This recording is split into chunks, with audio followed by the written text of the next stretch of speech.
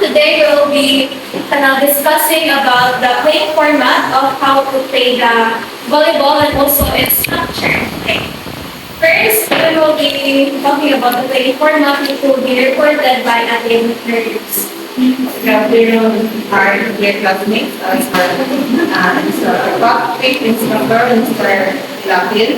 My report is about how to score a point, how to win a set and a match.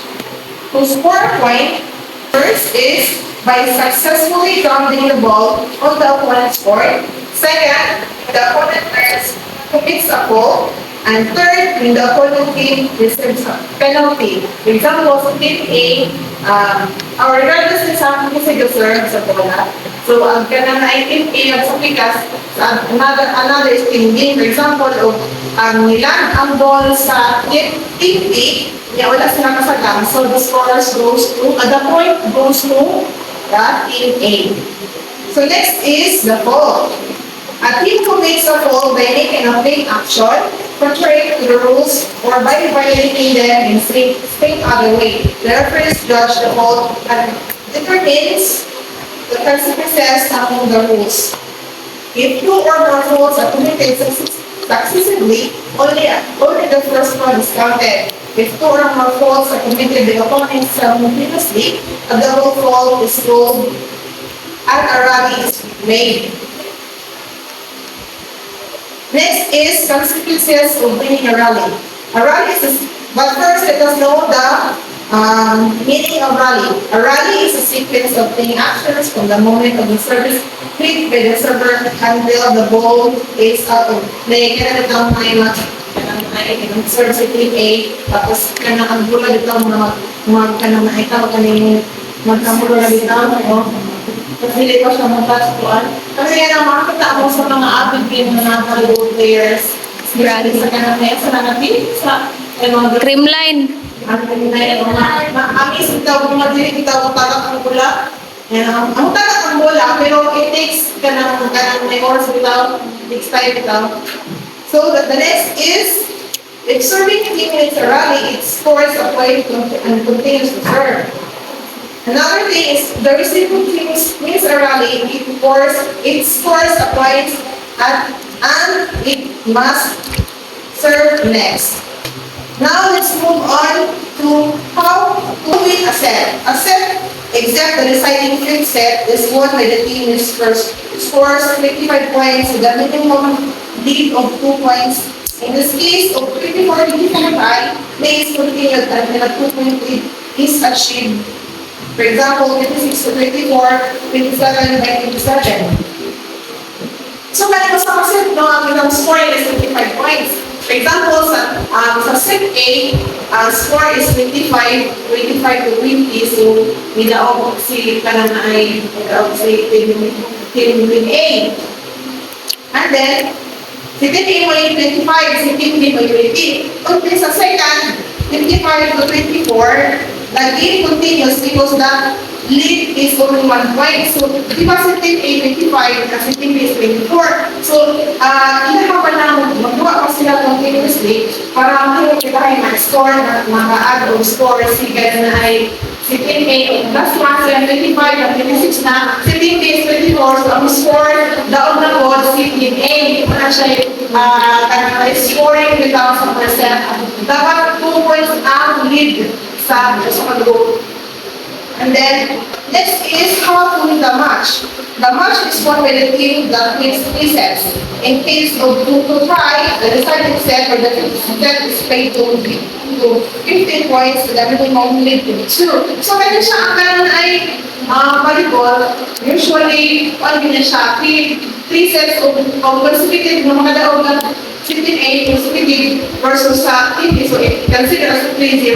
Pero, for example, sa sit 1, nidaog si team A, nasa sit 2, nidaog si team B, nasa sit 3, nidaog si team A, nasa sit 4, nidaog si team B. So, igual sila ito, ha?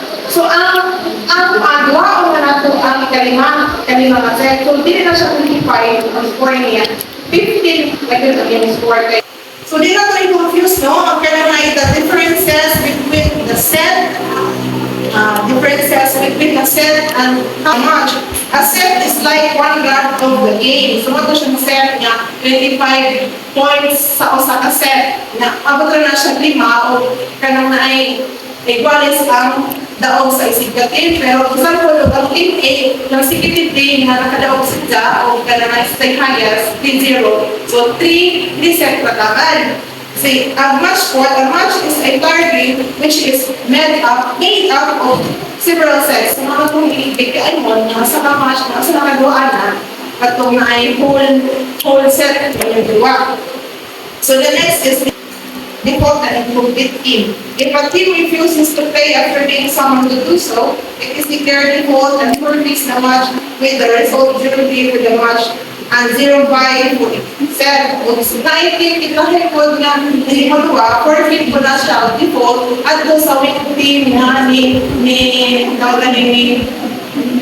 na present mo yung kalaog. Second, a team that without justifiable reason does not appear on the game board all time is declared in default. So, kanang na ay kung ang opponent team is late, so default na siya ang makalaog ang gatong present na team. Lastly, a team that is declared incomplete for the set or for the match loses the set or the match. The opposing team is given the points or the points and the sets needed to win the set or the match. The incomplete team keeps its points in the set. Ingani incomplete ito, for example, sa team A na injury, tas wala sila ikapuli nga kanang player. So, automatically, makadaw ko,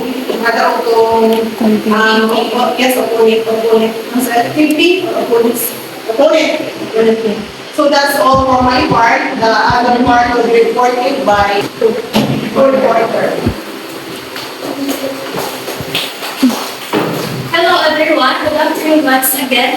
So I will be talking about the structure of play. So structure of play, ma-explain ang mga toss or ang coin toss para to determine the kung isang serve or receive. Tapos nasa daw starting line up, mga positioning, mga sa structure of play.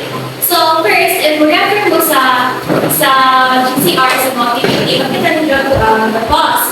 So ang toss ay a match or before the match, the referee carries out a toss instead of a first service.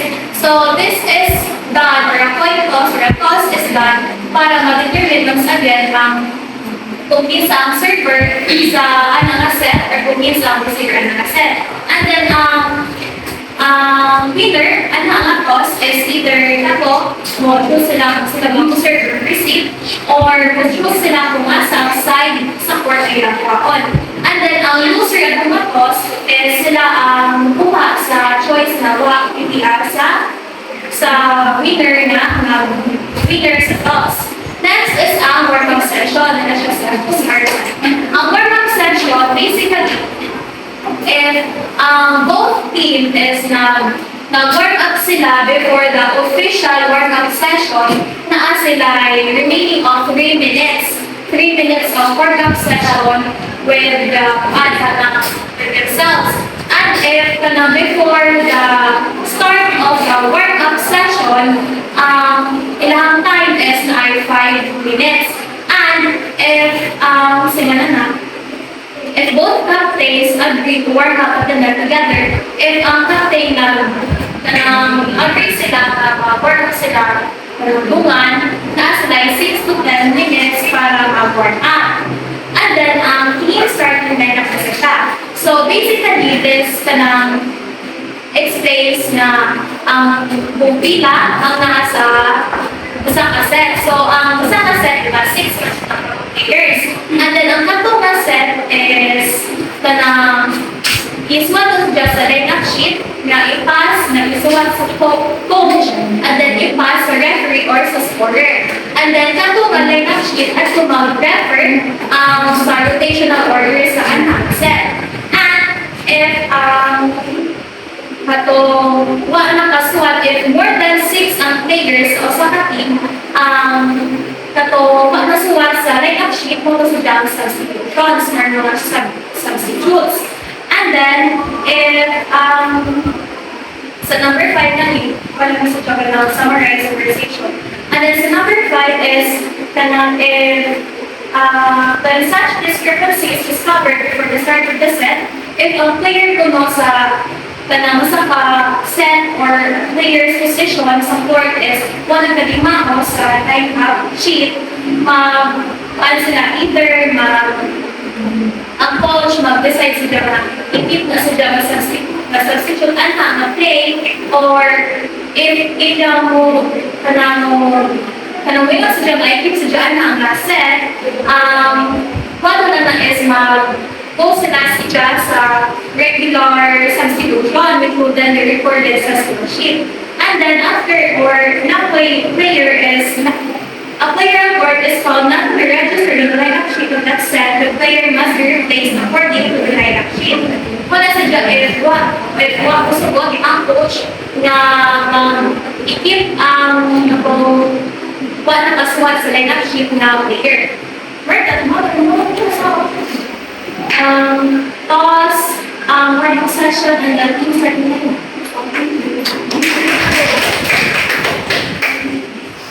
Good afternoon, everyone. So I will be talking about the rules and the regulations about positions and the regulations. Now, kung yung positions, it means na specific regulations sa isang player at yung dapat sila within sa ilang specific sport. Diba, kung ay dito kubaduhan na sila para isa is dito at so, nagkuhan mo sa, diba, yung remember na ito na yung drawing sa sport ano ko Lumaka setting na ibalin ka na is for team A, isa na pagkila ko under game. So, na ay 6 players. I will be talking about kung ano positions na dapat nila kung ano mag-play na game. So, ang first na itong is position dapat nila before mag-serve server. Ganong naisip number 1. Number 1 ang serve sa for every rally. Now, sa ilang positions, dapat sa number 1, the positions of the players is numbered as follows. The 3 players along the net, ano sila ang net, diba? Along the net, are front row players. Front row players na sila. Kani is front left, front center, front right. Again, kung sila nasa boss, mga sila back row players. Then we see back row left, back row center, and back row right. Right. Now,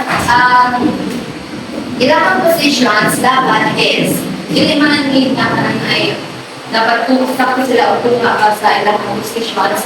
Basta lang, ang ilang relative position is dapat si 5 na nagasunod sa linya 4, si 6 nakasunod sa linya 3, and si 1 nakasunod sa linya 8.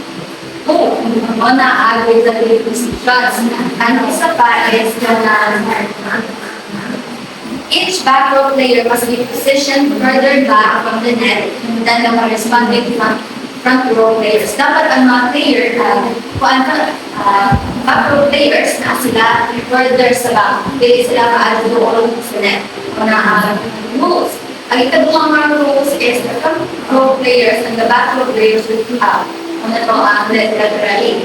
Ito ay position sila sa for 5 follow 4, 6 follow 3, and 1 follow 8. Mga relative positions. Now, the number 3, the position of players determined and controlled according to the positions of their feet on the ground as follows. Now, hindi mo na always mabantayan yung basa and referee. Now, ang ilang bantayan sa referee is ang ilang position.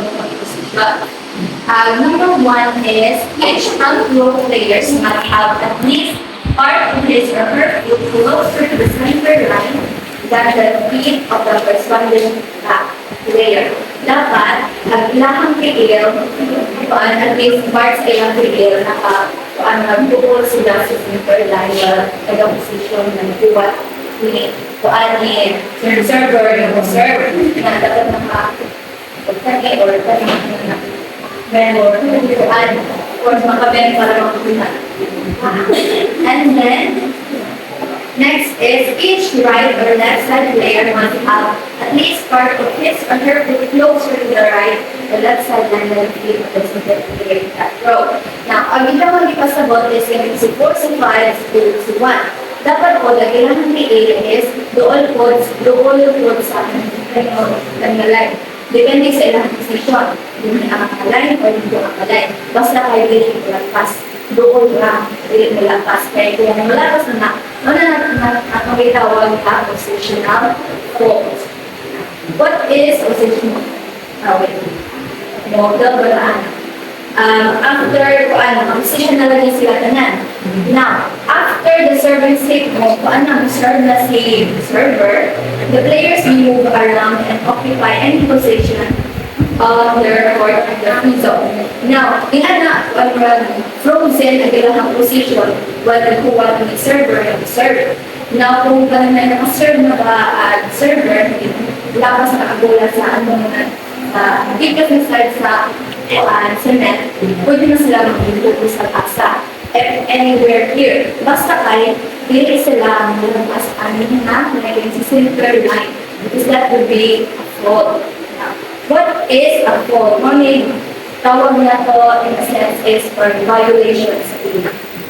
Ang mga rules or mga violations na makikimo sa player ay pwede mo sa players. Number 1 is the team commits a positional fault if any player is not in his or her position at the moment the ball is hit by the server. Only positional fault dahil ikaw ang sa game, ikaw nga nagalog lang lang sa aksara ka na masaag mo sa imong correct na position at the server may hit na bisa na o ganun ay kaigog sila sa net. So sa nagagpas na may isa within sa inside sa board sa pikas, induha kong kuan mo. So ilaha at score. Like kuan man ganun ay nang may players medyo mawala sa sakto position. And sa number 2, if the server commits a serving fault at the moment of the service hit, the service fault is counted before positional fault. Now, ang mahitabo if kuan ay diba, kami ang center they ask me 4, 3, 2, 1, 5 or 6. 5 o 6. 5. 5 o 6. 6, 5. Ah. And then si Juan dito as si Jack. Kani, bali, kani, na line. Line. Back row na line. Dahil, pwede man muna si server para kuan mas gusto ng hit media na abot din sa pikas ng ball. Pero, if ang server kanang bisag ka ng reporter sa iyong pwede sa hotel, bisa na o ka na mapain pag-score kaya hit sa ground sa pikas, dili score sa pikas. Kaya matawag ko violation or kuan server fault. Server fault. Now, number 3, another fault.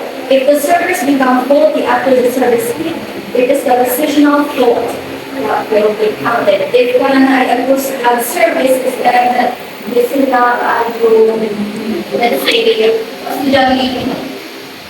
kuan ba sa pikas ng faulty service ay pagtira sa bola, sila sold sa ibali sa pikas, kuan po, mahatag so, mahatag po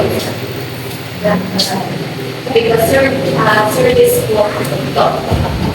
Now, another, if a positional fault leads to the following consequences, money consequences, if kuan the team is sanctioned with loss of rally, katumakan ng pada kuan, may service media, ma-touch media ni, isa ka kuan, 1 point po sa pikas.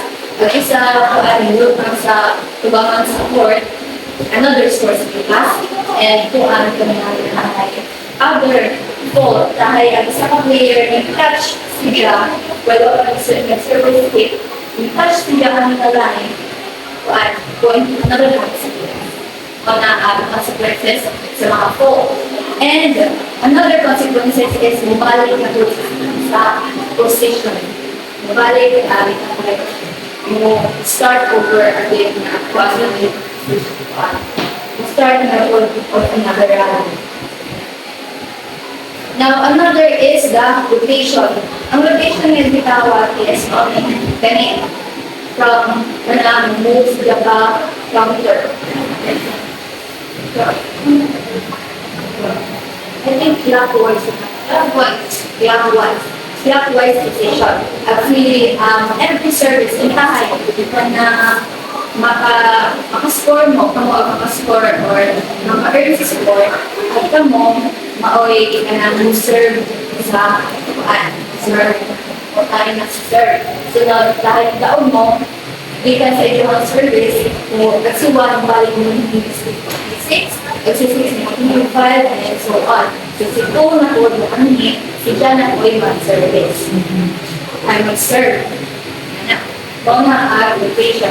Rotation is determined by the team's line-up of the hatag sa coach. I'm pretty sure that the service order at various positions throughout the set. Kung sa yung position, always naman, dito ko na, dili ko dito na may exchange o inanak, in case na lang po and when the receiving team has been ready to serve, its players to take one position clockwise. Again, kamu ang time to serve, kamu mo ang rotate. Pag gagawin ito, hindi nila time to serve, stay na sila. And the rotational fault is permitted when the service is not made according to the rotational order. Ikaw ka wala, kung kailan naglalaro ka, throughout the day. Buang ka, and then, wala ka na sa saktong, wala naman sa saktong order, libong sa kuan, ikaw marili dapat mag-serve, o kung mag-serve na kuan, another photo, kung sa kuan, maka-earn or points. And consequences, of course, kuan, ay balik na po o another value. Okay, additionally, the scores should determine the exact moment when the goal was committed, and all points scored subsequently by the team at goal must be cancelled. The points remain valid. Now, when the goal was committed and all points scored subsequently by the team at goal must be cancelled. And of course, ganun ay dapat i-record mo yung para ma-record dun sa kanyang time at kuhaan at mag-record sa kung ano the exact matong na ay malong. Basta kaya mag-break sa mga kuhaan sa mga games, mga studios. And mauna ko sa ako ang part. Next is substitution on okay, so substitution of a player. Nahuwi naman sa makita ba ninyo slide 7. Substitution of a player. A substitution is an act by which a player, after being recorded by the scorer, enters the game to occupy the position of another player, who must take the court, except for the libero. Substitution requires the referee's authorization. So, kabantay mo bilang ka if magluwa, if naayos ka person nga magpa-usap, ang other player is mo inform muna sa referee nga ilagkuman na nagapuan, magbasap na.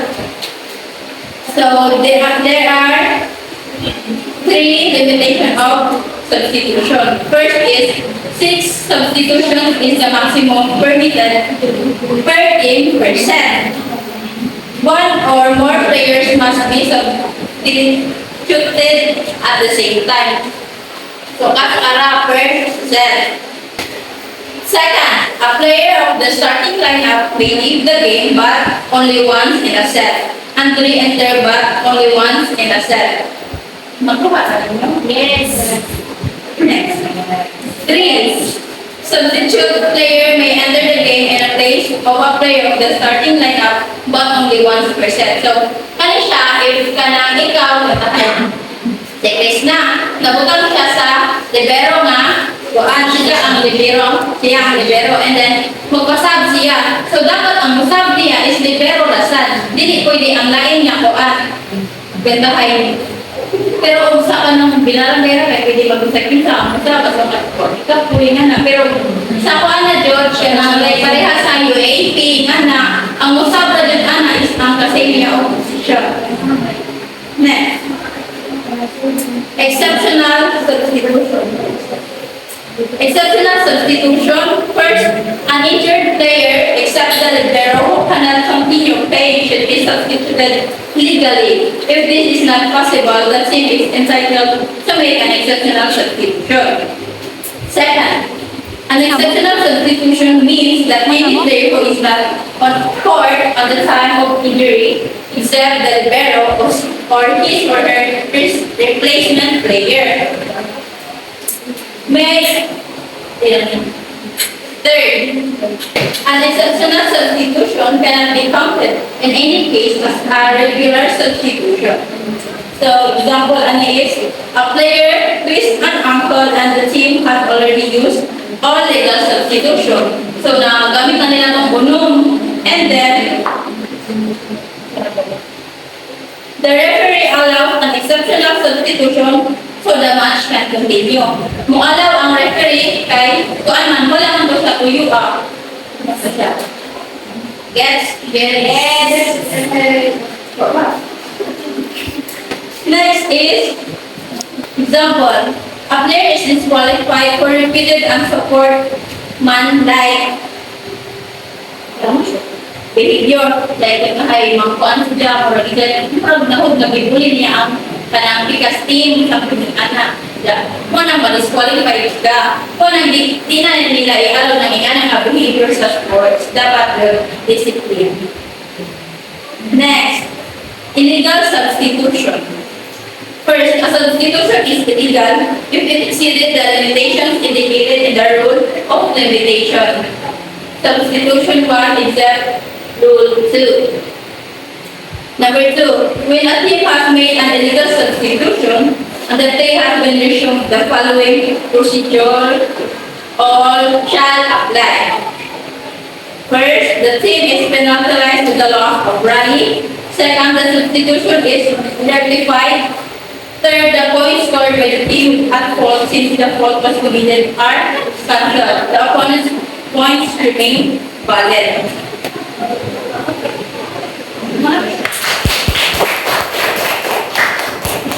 Thank you so much. That is all for our presentation. Thank you for listening.